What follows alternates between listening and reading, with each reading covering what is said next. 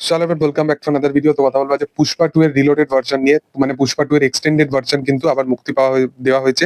এবং এই ছবিটার যে অ্যাকচুয়াল ডিউরেশন টাইম হিসাবে মুক্তি দেওয়া হয়েছিল ছবিটাকে, সেটা হচ্ছে প্রায় 3 ঘন্টা 16 মিনিট মতো। এখন কিন্তু এই ছবির যে অ্যাকচুয়াল ডিউরেশন টাইম হয়ে গেছে সেটা কিন্তু প্রায় 3 ঘন্টা 40 মিনিট মতো। আমরা এক্সটেন্ডেড ভার্সন মানে সবসময় এই জিনিসটাই দেখে এসেছি যে একটা প্রকারে অডিয়েন্সকে ঠকানো করা হয়, কারণ তাদের যে থিয়েট্রিক্যাল রাইটস থেকে শুরু করে তাদের যে ওটিটি রাইটসটা হয়, ওটিটি রাইটস কিন্তু একটা হিউজ লেভেলে একটা টাকা, মানে তারা তারা কিন্তু পায়, মানে প্রত্যেকটা সফল ছবি থেকে শুরু করে প্রত্যেকটা ছবি, মানে ইভেন যে ছবিগুলো কিন্তু মার্কেটে খুব দারুণভাবে রান করে সেই ছবিগুলোর ক্ষেত্রে কিন্তু একটা ওটিটি থিয়েট্রিক্যাল রাইটস কিন্তু একটা বিশালভাবে বিক্রি হয় বিশাল দামে। সেই কারণবশত ভিউয়ারশিপের জন্য তারা একটা অবশ্যই একটা এক্সপেকটেশন রাখে। তো সেই কারণে যেগুলো বড় বড় ছবি হয় তারা কিন্তু অনেক রকমের আশা দেয়। যেমন শাহরুখ খানের পাঠান বলে ছবিটার ক্ষেত্রে এই জিনিসটা তারা বলেছিল সিদ্ধার্থ আনন্দ, যে যখন দেখতে পাবে তখন বিশাল একটা, মানে বিশাল কিছু একটা অন্য লেভেলে একটা মজা পাবে। তো সেখানে শাহরুখ খানের একটা ওয়াকিং দৃশ্য আমরা দেখতে পাই, এর বেশি কিন্তু আমরা দেখতে পাই না। তারপরে জওয়ান ছবিটা তো সঞ্জয় দত্তের সাথে ওই কনভারসেশন বেশি, আর কিছু পুরো ইম্প্যাক্টফুল ছবির মধ্যে কিছু থাকে না। কিন্তু পুষ্পা 2 এই ছবিটা যদি পুরোপুরি যদি মুক্তি দেওয়া হতো, এই ছবির অনেক কিছু অ্যাজাম্পশন যেগুলো আমাদের ছিল মানে ছবি দেখার পর, সেগুলো কিন্তু অনেক কিছু কিন্তু মানে আমাদের পক্ষে আরো ক্লিয়ার হয়ে যেত ছবিটা। মানে যেভাবে সুকুমার ছবিটাকে লিখেছে এবং কাট টু কাট একটা সিকোয়েন্সের পর একটা সিকোয়েন্স যেভাবে এসছিল ছবিটা, সেই কারণবশত আমি মনে করবো যে ছবিটার ক্ষেত্রে একটুখানি ফ্লস এই কারণে দেখা যায় ছবিটা পুরোপুরি ক্লিয়ারলি জিনিসগুলোকে কিছু কিছু জায়গাকে দেখায়নি। কিন্তু যখন এক্সটেন্ডেড ভার্সনটা তোমরা দেখবে, সেখানে কিন্তু অনেক কিছু জিনিস কিন্তু তোমাদের মনে হবে, কোথাও কি ফাহাদ ফাজিলের ক্যারেক্টারটাকেও কমতি মনে হবে না। মানে এইরকম একটা এক্সটেন্ডেড ভার্সনটাকে তারা মুক্তি দিয়েছে। এর সাথে সাথে সুকুমার সত্যিকারের একজন ভালো পরিচালক, কারণ সুকুমার সে কিন্তু প্রথমে যে ইন্টেনশনের সাথে কিন্তু পুষ্পা 2 কে বানানো শুরু করেছিল, মানে সেইখানে গিয়ে পুষ্পা 3 এর যে অ্যাঙ্গেল ঢোকানোর জন্য যেভাবে সে পরবর্তী টাইমে সেকেন্ড হাফে সে জিনিসটাকে ম্যানেজ করেছে, সেটা কিন্তু দেখতে বেশ ভালো লাগছে। এবং সত্যি করে এই ছবিটা কিন্তু ওয়েব সিরিজ হিসেবেই বানানো, মানে যদি তোমরা এক্সটেন্ড ভার্সনটা দেখো সেটা কিন্তু বুঝতে পারবে। এবং যেভাবে কানেকশন গুলোকে দেখানো হয়েছে সেগুলো কিন্তু ব্যাপক।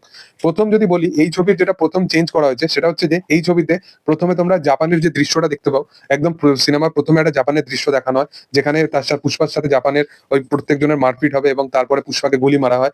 তো সেই দৃশ্যটার মানে সেখানে শেষ করে দেওয়া হয়, তারপরে হঠাৎ করে সব জিনিস স্টার্টিং হয়ে যায়। তো এই ছবিটার ক্ষেত্রে হঠাৎ করে স্টার্টিং হবে, কিন্তু এই দৃশ্যটাকে আবার কিন্তু কন্টিনিউ করা হবে সেকেন্ড হাফে। এবং সেকেন্ড হাফের ঠিক পরের দিকে এই দৃশ্যটাকে যখন দেখানো হবে, তখন এইটা দেখানো হবে যে পুষ্পা কিন্তু তাদের সাথে আবার ডিলিং করছে, এবং ডিলিং করতে করতে পুষ্পা এই জিনিসটা ডিলিং করে যে আগে টাকা আসবে তারপরে তারা মাল পাঠাবে। তো এরকম একটা ডিলিং করে জাপান থেকে সে আসে। তো আমরা যেটা অ্যাজাম্পশন রেখেছিলাম যে পার্ট 3 এর জন্য এই অ্যাঙ্গেলটাকে রাখা হয়েছে কোথাও গিয়ে, তো সেটা কিন্তু নয়। এটা কিন্তু পার্ট 2 তে এই জিনিসটা কিন্তু ক্লিয়ার হয়ে যায়। এবং এর সাথে সাথে এই ছবিটা কিন্তু মানে এই যে অ্যাঙ্গেলটা এটা শেষ হয়ে যায়, এবং এই ছবিটা যেদিকে নিয়ে যেতে চাইছে সুকুমার, সেই দিকেই কিন্তু এই ছবিটা যেতে চাইছে, যেখানে ওয়ার ইস পুষ্পা যেটা মানে একদম প্রথম অ্যানাউন্সমেন্টটা ছিল সেইটার সাথে কোথাও কি লিঙ্ক আপ থাকে পার্ট 3। এর পরের যেটা চেঞ্জ করা ছবির মধ্যে, তোমরা জানো যে এখানে একটা ডাম্পসারের একটা মানে প্লের মতো একটা সিকোয়েন্স আছে, যেখানে ফাহাদ ফাজিল এবং আল্লু অর্জুনের মধ্যে ওই সিকোয়েন্সটা হবে, যেখানে যে চন্দন কাঠ যখন স্মাগলিং হবে, সেটা ফাহাদ ফাজিল মানে মিডিয়ার সামনে বলে বসবে যে আমি লাল চন্দন ধরে ফেলেছি। তারপরে তাদের কাছে ক্লিয়ারলি জিনিসটা আসবে যে লাল চন্দন যে স্মাগলিং এর ব্যাপারটা, সেটা তার কাছে ছিল না, সেটা একটা এমনি লাল কাঠ ছিল।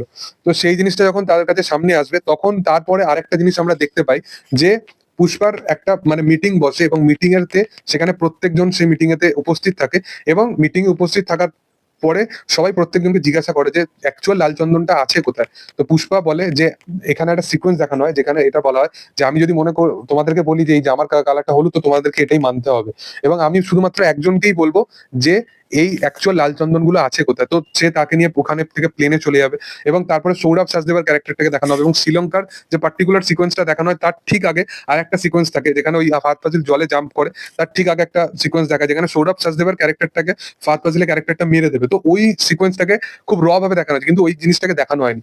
সিনেমার মধ্যে আরেকটা পার্টিকুলার সিকোয়েন্স আছে, যেটাকে অ্যাকচুয়ালি কিন্তু সিনেমার মধ্যে যদি রাখা হতো এটা ব্যাপক হতো।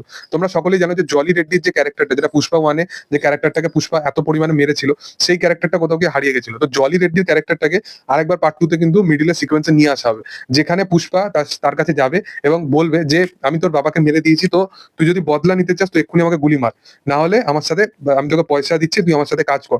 তো জলি রেড্ডির ক্যারেক্টারটা সেখানে বন্দুকটাকে তুলতে পারবে না, মানে ওকে মারতে পারবে না, ওর ইন্টেনশন থাকে মারা। তো পুষ্পা সেখানে ওকে একটা কনফেস করে আসে যে আমি তোকে আরেকবার মারার সুযোগ দেবো, তখন তুই আসবি। তো সেই জিনিসটাকে তারা ক্লাইম্যাক্সে একটুখানি জলি রেড্ডি ক্যারেক্টারটাকে তারা দেখায়। এবং আরেকটা জিনিস আছে যেখানে তুমি দেখবে, ওটা হয়তো সিনেমার প্রথম ব্যাপারটা দেখায়নি, যে তার যে দাদা লাস্টের দিকে যে ওই পার্টিকুলার সিনটা দেখায়, যেখানে তার দাদা ওই চেনটা তাকে পরিয়ে দেয় একটা একদম অন্তিম সিনে পুষ্পাকে, সেই সিকোয়েন্সটা কোথাও গিয়ে একদম প্রথম সিকোয়েন্সটার সাথে প্রেফার করে, যেখানে ওই চেনটা তার কাছ থেকে ছিনিয়ে নেয়, তার বাবার দেওয়ার চেনটা। তো ওই দুটো পার্টিকুলার সিন কিন্তু ব্যাপকভাবে ওয়ার্ক করেছে ছবির মধ্যে।